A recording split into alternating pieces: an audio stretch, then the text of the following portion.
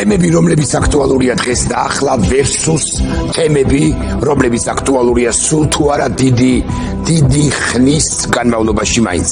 მუდმივად ამ დილემის წინაშე ვარ ყოველ იმ დღეს, როცა მზადდება ხოლმე ჩემი ეს საავტორო გადაცემა კონტექსტი შაბათისა თუ კვირისა და რაღა დაგიმალოთ და სულ მწყდება გული იმაზე, რომ სათანადოდ თითქოს და ნამდვილადაც შესაძლოა ვერ ვადევნებ, ან ვერ ვაშუქებ იმ დღის, აი კონკრეტულად იმ კონკრეტული დღის მთავარ მოვლენას, ამბავს, როცა გადაცემა ეთერშია და უფრო მძიმე ბჭყალებში მარადიულ ეგრეთ წოდებულ საკითხებს ვეხები ხოლმე, მიმოვიხილავ ხოლმე. მაგალითად დღეს და ახლა ძალზედ საინტერესო, ძალზედ აქტუალური თემაა, საკითხია ამბავი ადვოკატთა ასოციაციის ლიდერის არჩევის საკითხი.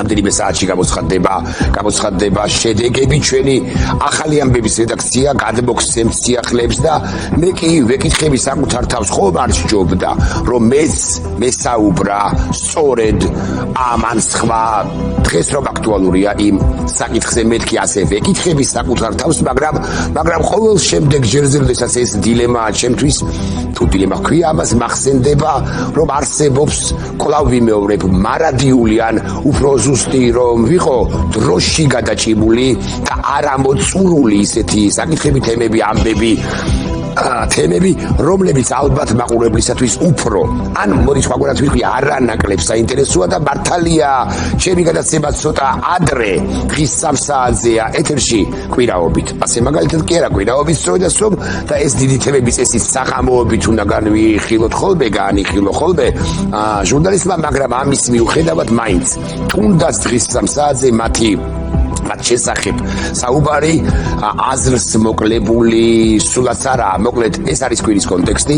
მე ვარ ირაკლი ტაბლიაშვილი და დავიწყოთ.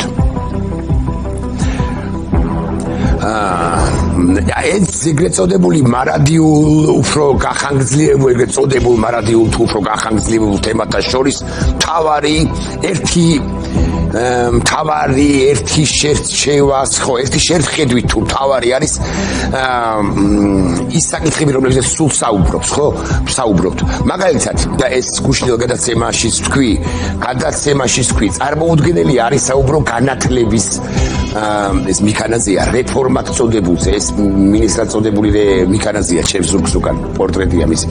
კვლელობაზე რეალურად განათლების რეფორმისა და არ გადაუარო ამ დანაშაულს ქვეყნის წინაშე და შენს რესპონდენტებსაც არ გადაავლევინო მასზე ამ რეფორმად წოდებულზე, მაგრამ მეორე მხრივ უკვე ყველაფერი თქვა. მეც მყავდა რამდენადაც მახსოვს 2 თუ 3 რესპონდენტი ამ თემაზე, სხვა ავტორებიც იწვევენ ერთმანეთზე უკეთეს რესპონდენტებს, სტუმრებს, საუკეთესო უაღრესად მაღალკვალიფიციური ანალიზი კეთდება ყველა მიმართულებით, ნუ კლავთ სისტემას, ნუ კლავთ განათლებას, სწავლებას, ცოდნას, ნუ კლავთ კრიტიკულ აზროვნებას, ამას ამბობს ბევრი ლამის კივიან რესპონდენტები და ვისანახლებს საბოლოო ჯამში ეს გაუნათლებლები განათლების რეფორმას წერენ, როგორც საკუთარ თავზე ამბობენ, რომ განათლებულები კი ვართო მცოდნეები, კი ვართო ამ მიმართულების, ამ სფეროს საუკეთესო სპეციალისტები ამბობენ ამას, სპეციალისტები ვართო ამას ამბობენ, ოცნების წარმომადგენლები, მოჭიდავეები და არა მხოლოდ სხვა არაპროფილური ცოდნის ადამიანები. ჭუჭყიანი ქარავანი მიდის, მიექანება უფსკრულისაკენ გზა ჰქონიაო, ჭუჭყიანი ქარავანი ოცნებისა მიდის და უფსკრულისაკენ მიექანებს ქვეყანას და რეალურად ეს არის უმძიმესი მდგომარეობა, ჭუჭყიანი ქარავანი მიდის ქართული ოცნებისა და მიაქანებს ამ ქვეყანასაც, ამის თქმა მინდა იმ ჭუჭყიანი ქარავანი მიაქანებს ქვეყანას უფსკრულისაკენ, რომელიც ამ ქვეყანას მართავს და ამ უფსკრულიდან ამოსვლა ჩვენ ძალიან უკიდურესად გაგვიჭირდება. ზემოთ მძიმე სიტყვები წარმოთქვი, მაგალითად სიტყვა ჭუჭყიანი ქარავანი. და გაგიმხელთ და არც ესაა სწორი, არც ესაა სტანდარტებში მოქცეული და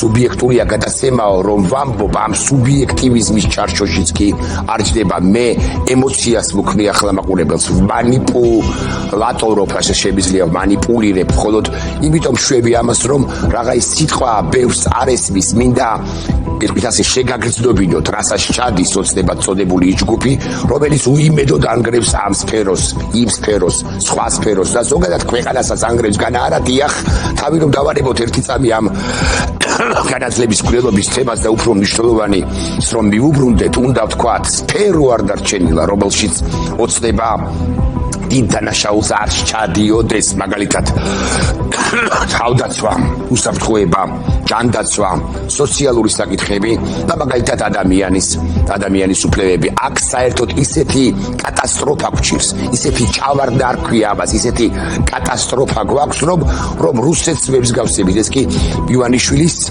თავდაცვის პირველ ყოვლისა, თავდაცვის უწყების, თავდაცვის სფეროს მიმართულების მკვლელის პორტრეტია, თავდაცვის სამინისტროს ღევადელ ხელმძღვანელ ირაკლი შიქოვანთან ერთად. მოკლედ სფერო არ დარჩენილა, რომელშიც ბიზინა ივანიშვილი კონკრეტულად არ ანგრევდეს ამ ქვეყანას და რეალურად ჩვენ მის ხელში, მისი გამოისრობით, მისი მეოხებით საქართველო კი არა ვართ, გრუზია და ნელ-ნელა გარდავიქნებით. აი თემა, მაგალითად ადამიანის უფლებებზე, სწორედაც რომ დაგწამლა თუ არა ამ რეჟიმმა ქიმიური იარაღით გასულ წელს, ეს თემა რასაკვირველია უაქტუალურესია, ანუ განათლების სფერო, განათლების მკვლელობა, თავდაცვა, ჯანდაცვა და ასე შემდეგ, მაგრამ უაქტუალურესია, ყველაზე მნიშვნელოვანი მინიცის და არის სწორედაც ის, დაგწამლა თუ არა ივანიშვილმა გასულ წელს, ნოემბრის მიწურულს დეკემბრის დასაწყისში. გითხრათ სიმართლე, კიცებითი ფორმაში დადებითი პასუხის გაცემა დიახ დაგწამლა ცოტა ხანდახან გულახდილად გიხვით მე უხერხულება კიდეც მე არ მინდა ისტორიაში ჩაეწეროს რომ დამოუკიდებელ საქართველოს აპრიორი ნამდვილად ყავდა ხელისუფლება რომელმაც ქიმიური იარაღი გამოიყენა არ მინდა მეთქი აგითხარით ვიცი ქვეყნისთვისაა ეს ცუდი მისი მომავლისთვისაა იმიჯისთვისაა რეპუტაციისთვის და ასე შემდეგ მეორე მხრივ მაგრამ და მეორე მხრივ თუ ეს ასეა ცხადია ქართული ოცნების ადვოკატირებას ვერ დავიწყებ ვერაც დიდებით ვერც ერთ შემთხვევაში თუმცა მკლავი მეორე ხანდახან მიმირბის ხოლმე ფიქრი რომ იქნება და არა სწორი ასე მკრეტრად და ხელაღებით ვინმეს და დანაშაულება მაგრამ კიდევ ერთ ხელკავშირი მაგრამ ჩემს ამ პატარა სიმართლეზე უფრო დიდი ჭეშმარიტება ისაა რომ შუბი ხალთაში არც უნდა დაიმალოს და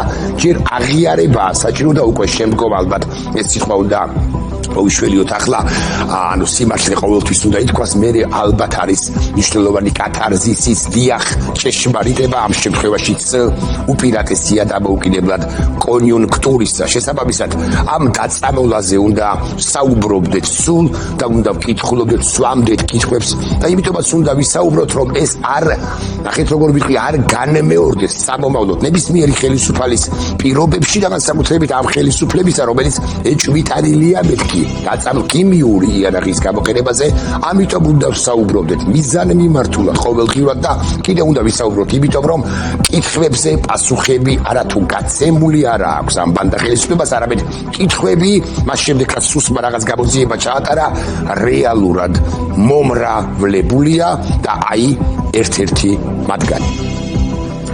ერთ-ერთი მათგანი არის ასეთი სუსიკი ამბობს სუსტი ციტატა ბჭყალები გაიხსნა გამოძიებით ასევე დადგინდა მამუკა მდინარანძის უცხება ამბობს გამოძიებით ასევე დადგინდა რომ 2024 წლის დეკემბრის პირველ რიცხვებში კერძოდ და ეს მამუკა მდინარანძის უცხების ციტატა კვლავ მიმდინარეობს 4-5 დეკემბრის ღამით მასების მართვისთვის გამოყენებული იქნა ნივთიერება ქლორო ბენზილიდინ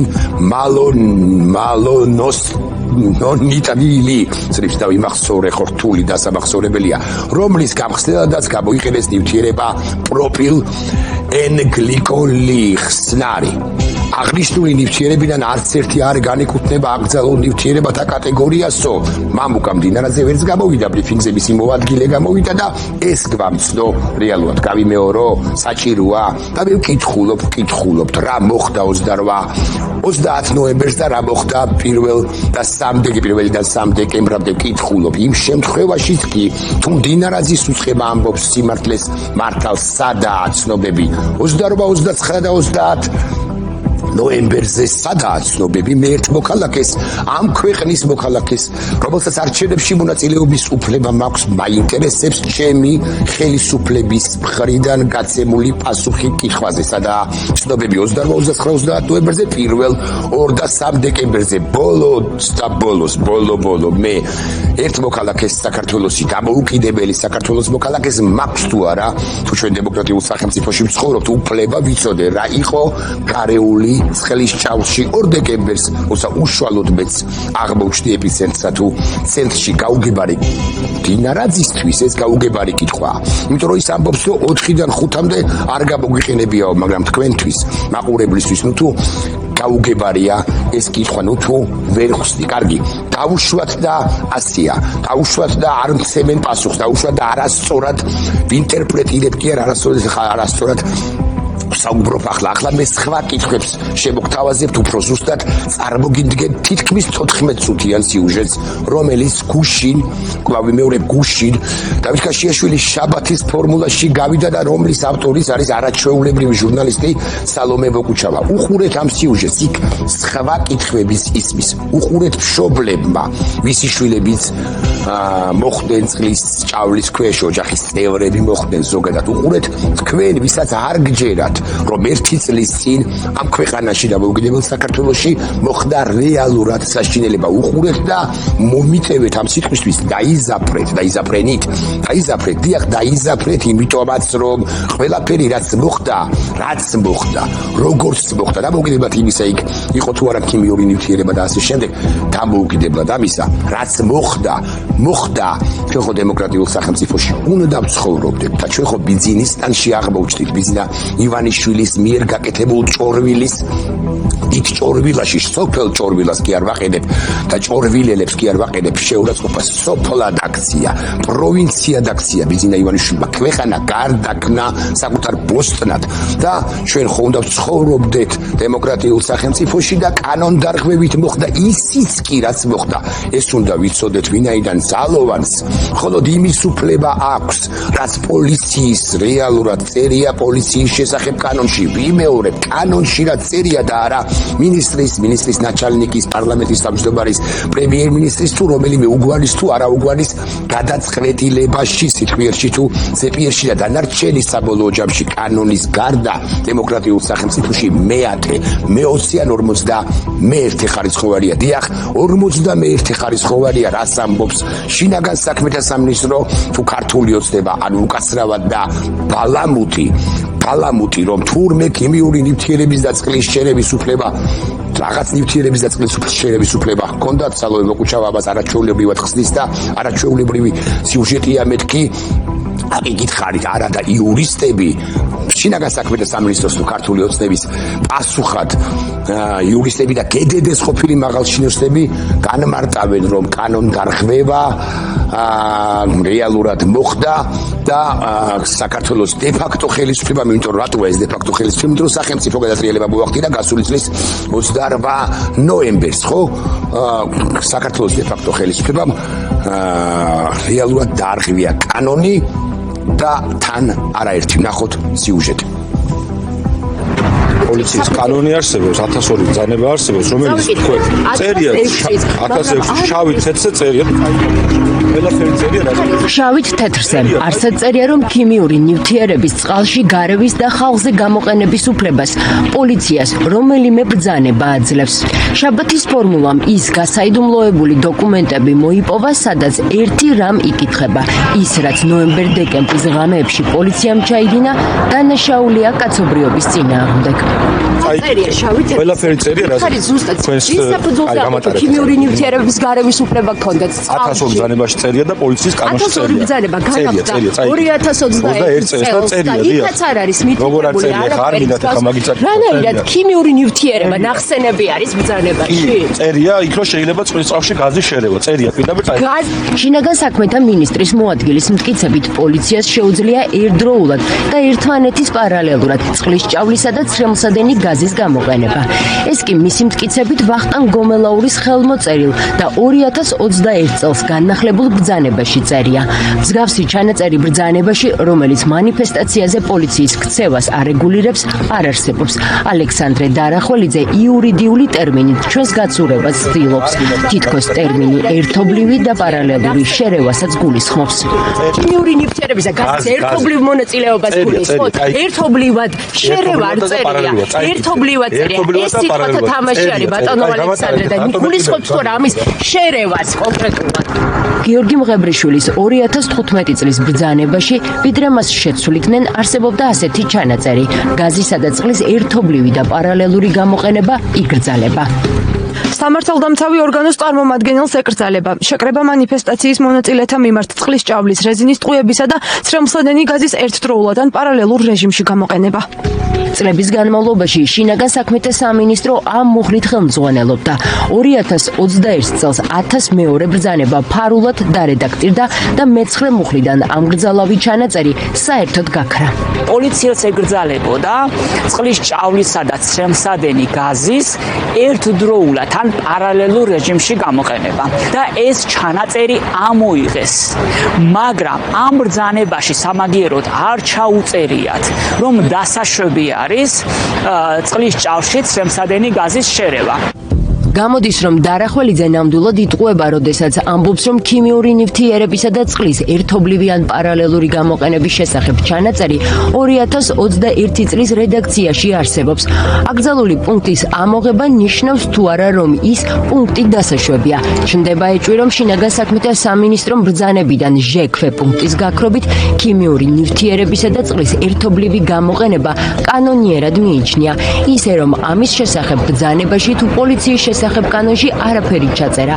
აქ კიდევ დამატებითი კითხვა ჩნდება. ხომ არ ირღვევა პოლიციის შესახებ კანონის მე-10 მუხლი, რომელიც კანონიერების პრინციპს გულისხმობს. კანონის მიერი დათქმის პრინციპის თანახმად საპოლიციო ღონისძიების განხორციელება, რომელიც იწვევს საქართველოს კონსტიტუციით აღიარებული ადამიანის უფლებებისა და თავისუფლებების შეზღუდვას, დასაშვებია მხოლოდ კანონის საფუძველზე. უფრო გასაგებად კი კანონიერების პრინციპი ნიშნავს, რომ ნებისმიერი სახელმწიფო ჩარევა, რომელიც შეზღუდავს ადამიანის უფლებასა და თავისუფლებებს, ლეგიტიმურია მხოლოდ მაშინ, როცა ეს კანონით არის ნებადართული. და კიდევ უფრო მარტივად, პოლიციელს აქვს მხოლოდ იმის უფლება, რაც კანონში გაწერილია. ქიმიური ნივთიერებისა და წყლის შერევის შესახებ კი არსად არაფერი წერია. პოლიციელის საქმიანობა უნდა შეესაბამებოდეს მოქმედ კანონმდებლობას, ანუ რაც კანონში წერია, პოლიციას მხოლოდ მისი განხორციელების ლეგიტიმაცია აქვს. ამიტომ ისმის შეკითხვა, ისეთი საქმიანობა პოლიციის მხრიდან, ან ისეთი მოქმედებები, რომელიც კანონში არ წერია და ახორციელებს, არ გვაქვს თუ არა, სწორედ აი ამ კანონიერების პრინციპს. ქიმიური ნივთიერებისა და წყლის ახალი სპეციალური საშუალების შესახებ არაფერი წერია არც 1006 ბრძანებაში, რომელიც პოლიციის შეიარაღებაში არსებული სპეციალური საშუალებების შენახვის, ტარების და გამოყენების წესს არეგულირებს. მეორე მუხლში სპეციალური საშუალებების სახეობებია ჩამოთვლილი, თუმცა სიაში არ არის მითითებული შინაგან საქმეთა სამინისტროს განკარგულებით ნებადართული ახალი სპეციალური საშუალება, რომელიც ქიმიური ნივთიერებისა და წყლის შერევას გულისხმობს. განსაკუთრებულ დავალებათა დეპარტამენტის ყოფილი მაღალჩინოსანი გვეუბნება, რომ თუ ქიმიური საშუალება და წყალი ერთად გამოიყენება, ის სპეციალურ საშუალებათა ჩამონათვალშიც უნდა ეწეროს. არა მარტო ქიმიური საშუალება, ანუ ბრძანებით უნდა იყოს დარეგულირებული შინაგან საქმეთა სამინისტროს, რა სპეციალური საშუალებები აქვს, მათ შორის რა ქიმიური საშუალებები აქვს და როგორ უნდა მოხდეს მისი გამოყენება და ეს არ აწყობს. საიდუმლოების შესახებ კანონში ჩანაწერი არსებობს, რომ არ აქვს სახელმწიფოს უფლება დააგრიფოს ისეთი საშუალებები, რამაც შეიძლება არსებითი ზიანი მოუტანოს მოქალაქეებს სიცოცხლეს და ჯანმრთელობას. ყველაფერი დაგრიფული არის. შესყიდვების კი გრიფით ხორციელდება. ეს განცხადება რუსული კანონის დროს შინაგან საქმეთა სამინისტრომ გაავრცელა. ხაზგასმით აღნიშნავთ, რომ არც პოლიციის შესახებ საქართველოს კანონი და არც მის საფუძველზე გამოცემული არც ერთი მოქმედი სამართლებრივი აქტი არ კრძალავს წყლის ჭავლისა და სრემლსადენი გაზის ერთდროულად ან პარალელურ რეჟიმში გამოყენებას. ამ განცხადების მიხედვით შეიძლება ნამდვილად დაუშვათ, რომ დარახველიძე იმ მუხლს ეყრდნობა, რომელიც არსად წერია. შსს ამავე განცხადებაში ამბობს, რომ ქიმიური ნივთიერებისა და წყლის ერთობლივ გამოყენებას არ გრძალავს EUTO ODIHR და Amnesty International-ის სახელმძღვანელო დოკუმენტი. სინამდვილეში ადამიანის უფლებების დაცვის გლობალური არასამთავრობო ორგანიზაციის სახელმძღვანელო პრინციპები ცალსახად გრძალავს წყლის ჭავლის გამოყენებას ქიმიური საშუალებებთან ან საღებავთან ერთად. კარგი საუკეთესო პრაქტიკის თანახმად არის დაუშვებელი წყლის ჭავლში რაიმე ქიმიური საშუალებების შერევა. Amnesty International-ის სახელმძღვანელო მითითებების თანახმად არის აკრძალული, რომ წყლის ჭავლთან ერთად ქიმიური საშუალებები ან ქიმიური საღებავი იქნეს გამოყენებული. იმიტომ რომ ეს შეიცავს ადამიანის დაზიანების, მათ შორის ხანგრძლივი ფიზიკური ტკივილის მიყენების ძალიან მაღალ რისკებს. კითხეთ ირაკლი შაიშმელაშვილს, იცოდა თუ არა რა ქიმიური ნივთიერება გამოიყენა მშვიდობიანი მოქალაქეების დასარბევად სპეცრაზმა და ვის ეკუთვნოდა გადაწყვეტილება. მე ქიმიური ნივთიერების შესახებ ინფორმაციას არ ვფლობდი საერთოდ. არასდროს შეხება არ მქონია მასთან. მე წარმოდგენა არ მქონდა რა ქიმიური ნივთიერებები იყო ამ და როგორ ხდებოდა მისი შერევა და როგორ უნდა დარეგულირებულიყო. ძალიან დიდი წინააღმდეგობა იყო, ხდებით? ანუ ყოველთვის იყო, რომ ნუწერ ესე დეტალებში, ნუწერთ ესე დეტალებში, ნუწერით რომ არ აწყობდა. იცით რატომ? იმიტომ რომ ხვალზევით შესაძლოა ეს ბრძანებები გამხდარიყო, ასე თქვა, საფუძველი მათ წინააღმდეგ სამართლებრივი დევნის დაწყებით.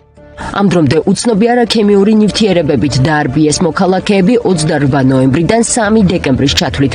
ვერც უარყოფენ, მაგრამ არავინ ადასტურებს გამოიყენეს თუ არა ტრიქლორ-ეთილენის გამხსნელი საშუალება, რომელიც კანცეროგენულ ნივთიერებას შეიცავს. სუსმა დაადასტურა, რომ შსს ტრიქლორ-ეთილენს ნამდვილად ფლობდა, რომელიც ჩამოწერილია. ეს კასრები არ არის. მე ვიცი ნანახი მაქვს ეს კასრები. არ არის ეს ის კასრები, რაზედაც BBC-ს ფილმში საუბრობენ. ვიცი და თითქმის დარწმუნებული ვარ, რომ მათ უკვე ეს მასუფთავეს, მათ ვიცი რომ ესენი ყველაფერი გაიტანეს, რაც ჰქონდათ დარჩენილი, გაანადგურეს. სპეცრაზმის შეიარაღების ყოფილი უფროსი ვიცე-პოლკოვნიკი ლაშა შერგელაშვილი ამბობს, რომ სუსმა საზოგადოება ისევ მოატყუა და სხვა ნივთიერებების ფოტოსურათები აჩვენა. მისივე თქმით, მომწამლავი ქიმიური ნივთიერება, რომელზეც ის BBC-ს საგამოძიებო ფილმში საუბრობდა, 2019 წლამდე GDD-ს პირველ სამმართველოში ინახებოდა, მაგრამ მოგვიანებით ქიმიური ნივთიერებები სხვადასხვა დეპარტამენტებში გადაანაწილეს. ობიექტური გამოძიება, როდესაც იქნება მის შესახებ დამეწმუნეთ, ბევრი ადამიანი ალაპარაკდება იმასთან დაკავშირებით, თუ რა მოხდა, როდის გამოიყენეს, რამდენი რაოდენობის გამოიყენეს, შემდეგ ამას რა პროცესები ახლდა იმასთან დაკავშირებით, რომ უკმაყოფილოებიც იყვნენ ამის გამოყენებასთან დაკავშირებით, შემდეგ როგორ გაიტანეს საიდუმლოდ და როგორ გაანადგურეს. ასე რომ ამის მოწმეები ბევრი არიან და დამიჯერეთ მაშინ ყველა ალაპარაკდება. ევროსაბჭოს ღონისძიებაზე თქვენ მონაწილეობდით, მაშინ კანონი პოლიციის შესახებ და მანიფესტაციების შესახებ მუშავდებოდა. რატომ არ შედგა თქვენ 2022 წელს რა? ევროსაბჭოს შორის საერთოდ არ მახსოვს. ალექსანდრე დარახველიძე ევროსაბჭოს წარმომადგენლებთან ჩაშლილ შეთანხმებას ვერ იხსენებს. ირაკლი შაიშმელაშვილი გვეუბნება, რომ შეთანხმება ლოპოტაზე ჩაიშალა, როდესაც პოლიციის და შეკრება მანიფესტაციების შესახებ კანონები ევროსტანდარტებს უნდა მორგებულიყო. შეთანხმება ქართულმა მხარემ მოულოდნელად ჩაშალა. 2022 წელი იყო, უკვე დასკვნითი ფაზა იყო ივლისის თვეში, როცა უკვე უარი თქვა შინაგან საქმეთა სამინისტროს ალექსანდრე დარახველიძესთან, რომელიც ახლა გამოდის. მან პირადად თქვა, რომ ანუ ეს ჩვენ არ გვაწყობს. ეს კარგია, ძალიან კარგია, ანუ ეს ევროკავშირის თავსებადობა იმ რელსებზე გადასვლა, იმ პრინციპების დანერგვა საქართველოში, მაგრამ ეს ამ ეტაპზე არ გვჭირდება. ეს ჩარჩოებში მოაქცევდა მთელს ასე თქო მოქმედების არეალს. პასუხისმგებელი ვინ არის, გადაწყვეტილების მიღების პირი ვინ არის, რა დროს უნდა გამოიყენოს. ინტერვიუს ჩაწერიდან მეორე დღეს ალექსანდრე დარახველიძემ პარლამენტში, სადაც შაბათის ფორმულას გადამღები ჯგუფი არ შეუშვეს, გაიხსენა ის, რაც წინა დღეს არ ახსოვდა. ფორმულას ახალი ამბების რედაქციის ჟურნალისტი კი ჩვენთან დააბარა. მე თვითონ ჩავშალე რაღაც შეთანხმება საქართველოსა და ევროსაბჭოს შორის სრულად ტყუილი არის და მე გამოვიხმაურე ამ ფაქტს, მე მოვიძიე ეს ინფორმაცია ევროსაბჭოს ჰქონდა გარკვეული პროექტი. არანაირი შეთანხმება ევროპის საბჭოსა და საქართველოს შორის მე არ ჩამიშლია. ევროპის საბჭოსთან ამ კომუნიკაციის მიზანი ჩვენ ინფორმაციით იყო შეთანხმება აქციის დაშლის რა პროტოკოლი უნდა ყოფილიყო საქართველოში არასწორი ინფორმაცია. მიზანი იყო თანამშრომლების შესაძლებლობის გაძლიერება სხვადასხვა ევროპულ სტანდარტებთან დაკავშირებით. ბრძანება, რომელიც შაბათის ფორმულა მოიპოვა და მანიფესტაციის დროს პოლიციის ქცევას არეგულირებს, საჯაროდ ხელმისაწვდომი არ არის. ამიტომ მოქალაქეებს არ აქვს შესაძლებლობა გაიგონ რა ეკრძალება ან რისი უფლება აქვთ დემონსტრანტების წინააღმდეგ პოლიციას. ამ ბრძანებების მიხედვით სპეციალური საშუალებების გამოყენება თანაზომიერების პრინციპით უკიდურეს შემთხვევაში უნდა მოხდეს. პოლიციის იდენტიფიცირება შესაძლებელი უნდა იყოს და ხელი არ უნდა შეუშალონ ჟურნალისტებს მუშაობაში.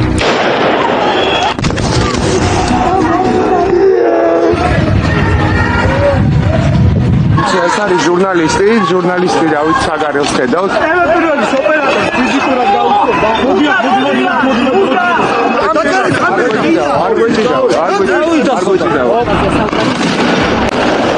პოლიციას ეკრძალება გაზის, წიწაკის სპრეის და ხელტუმბარის განმეორებითი გამოყენება გაზ-გაშვებულ ადგილას. ხელკეტის გამოყენება თავის მუცლისა და სხვა სიცოცხლესთვის სახიფათო ადგილებში, ასევე წაქცეული მოქალაქის ცემა.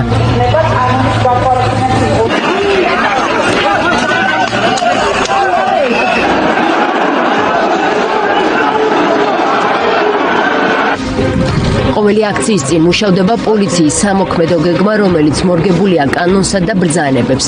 მას შინაგან საქმეთა მინისტრი ამტკიცებს. ხდება ღონისძიების ხელმძღვანელის განსაზღვრა, რომლის სრულ დაქვემდებარებაში გადადის ყველა დანაყოფი და მატერიალურ-ტექნიკური საშუალებები.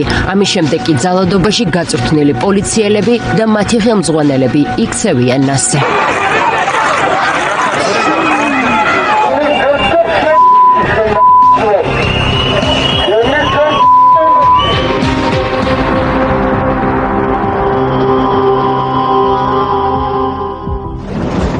ამ სიუჟეტის ერთ-ერთი გმირი და ქვეყნის ანტიგმირი არის ალექსანდრე დარახველიძე, დასანქცირებული პირი, ისე შევახსენებთ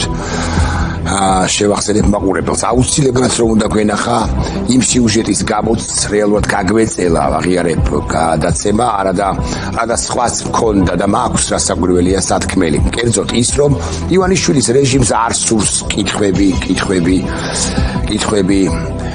ისმოდეს მისი და მისი პაჟების მისამართი დასკვნები კეთდებოდეს, ობიექტური დასკვნები.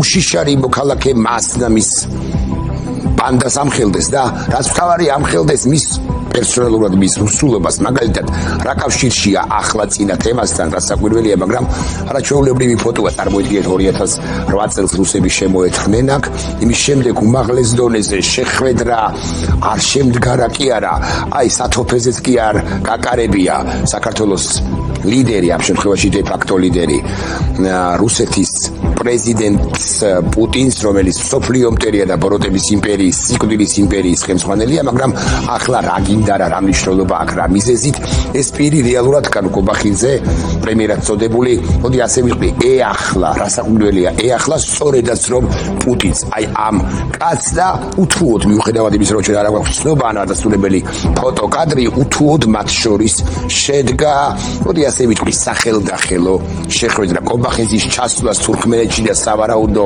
დაწყებას პროცესისა, რასაც ოფიციალურად რუსეთ-საქართველოს ურთიერთობის გადატვირთვა ჰქვია, ამას ვადევნებთ ახლა ჩვენ თვალყურს, ხოლო არაოფიციალურად ეს არის ქვეყნის სრული დესუვერენიზაცია. რასაკვირველია, დიახ, დესუვერენიზაცია, დესაქართველოიზაციას ვუწოდებ მე. ამას და გრუზიად გარდაქმნას უწოდებ. ამ თემას ჩვენს სტუმრებთან ინტერვიუებშიც შევეხები, მანამდე კი ერთ ვიდეო ძალიან საინტერესო ამავე კონტექსტში ამ ბევრ თემას რომ შეეხება იმ თემაზე ვიდეო რგოლს გთავაზობთ. ვინ არის საქართველოს უფრო ზუსტი რომ ვიყოთ ქართული ოცნების, ქართული რუსული ოცნების პარტნიორი სოფლიოში, ევროპად მოძულე ქართული ოცნება ამერიკასაც რეალურად იძულებს და ტყუილია რომ პოლიტიკას აბალანსებს, თამაშობს, ჭკვიანობს, ჭვრეტს. ქართული ოცნება რუსეთისკენ იმდენად, რამდენადაც ქვეყანას ასუსტებს, პრაქტიკულად აუკლებს და რუსეთისათვის, პუტინის რუსეთისათვის იოლად ბოსანადირებელს ხდის. ქიმიური იარაღის შესაძლო გამოყენების და ახალი რეპრესიების საკითხი, საქართველოს ბედის ანაბარა მიგდების თემა, უკრაინის კონტექსტი, სოფლიო კონტექსტი და ჩვენი ბრძოლა საქართველო გადარჩება მხოლოდ მაშინ, თუ საქართველო იქნება და არა გრუზია და კიდევ ბიზნეს ეხის ტილო.